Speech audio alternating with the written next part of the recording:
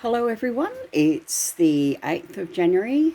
We are 1 week into this new year, and if the start's anything to go by, it's going to be an interesting one. Can't go further without mentioning what happened in the US, and my heart goes out to the people of the US, especially those who have been manipulated, abused, mentally distraught from everything that the well, I don't know what I don't want to call him president, but that's all he is, just for a few more days, just a couple more weeks, which ties in some ways to what I was wanting to talk about this week, which is mental health. Now, I have called myself the COCL because it's fun and it's a joke between me and my boy. But honestly, not so much as fun is mental health. I'll be upright about it. I have been diagnosed as bipolar. Only towards the end of last year did that diagnosis come through. Prior to that, I had been diagnosed as with chronic depression and chronic anxiety. Now, one of the things that happens because of it is I get safe in my bubble, and as much as the quarantining and self-isolation that has come with COVID-19, in some ways I have felt normal for the first time in years, because everyone had to be like me, because I don't like leaving the house. I actually don't. I feel very uncomfortable most of the time leaving during daylight. And the anxiety levels normally spike. With my friends, I am so lucky to have such amazing friends. They continue to invite me even when I come up with the excuses of,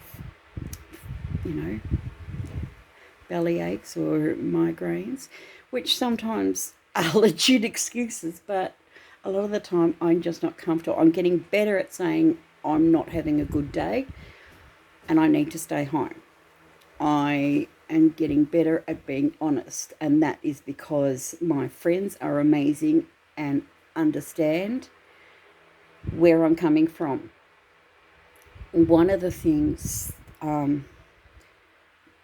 I don't know what I'm saying. I really am waffling a bit tonight, and I only do these in single recordings because I don't want to edit who I am. This is me. I do love to sing, but I'm feeling more and more comfortable about singing from home and not out in public. I get self-conscious, especially after I've sung and I come off stage. I'm like, nah, nah. And some might say, look, you just got to push past it, push past it. But you know what? I don't have to do anything. What I have to do is look after me and look after my health and my mental health. Now, this has caused me to lose connections, even with some family members, and they will see me as having pity parties, and they will see me as not being helpful and not caring about anyone else. Now,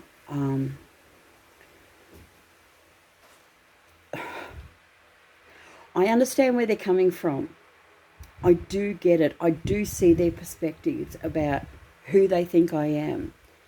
But one of the things I've never bothered to do is try and explain to them, because what's the point? When people want to see you the way they want to, there's nothing you can do to change their minds. They've got to make that decision themselves. A lot of this came yeah, a lot of it came to a head nearly 4 years ago, where I just thought it's best to just walk away. I left it at that, just walk away. I've been very, very lucky to have an amazing son who is empathetic, and non-blood family. There goes JJ, non-blood family who understand me and accept me as is. Now, I do have certain blood family who do accept me as is, but you know, we've all got our own lives together, JJ. And that's all I care about, you know. It's, I don't know, I really am waffling. The point of tonight was to talk about mental health. It's to realise it is so common out there. I didn't realise how common until I started going to karaoke back in 2011. And a lot of people with mental health issues I have met because of karaoke, because it's a way of expressing where we're at. Choosing a song to sing, even if you can, whether you can sing or not, choosing a song to sing is just about getting out of your head. But yeah, look, I've gone over. I'm trying to keep these to about 5 minutes, but I've gone over. It's nearly 7. But I just want to say to people who are struggling, you are alive. You are important because you exist. You don't have to do anything to be validated. Because you live is enough. And if you really are struggling, then reach out. Talk to family, talk to friends, talk to professional carers, really, those in psychiatry and psychology. Talk to helplines. I've done that twice in my life. Once when I was 20 and once late last year when I really wasn't coping. But I knew enough to go, you know what, I'm really not coping. I know what my friends will say, but I need to talk to someone who doesn't know me. I need to be anonymous. And I did that. And then the next day I talked to my GP and we started putting things together. And that's important. When you start making those steps, you'll get there. But just remember, you're not alone. Some days are really, really shit.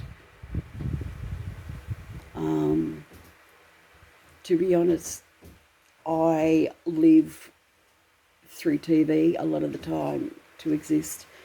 My cats, yeah, my 2 girls, they just help keep me sane. I have the most interesting conversations with them. Monotonous, but interesting. But yeah, stay strong. It's not the end of life. You can do this. And the strongest thing that you can do, the most courageous thing you can do is reach out. Reach out. Let someone know where you're at. Okay, this has been 9 minutes. Have a good week, and I'll talk to you next week. Bye.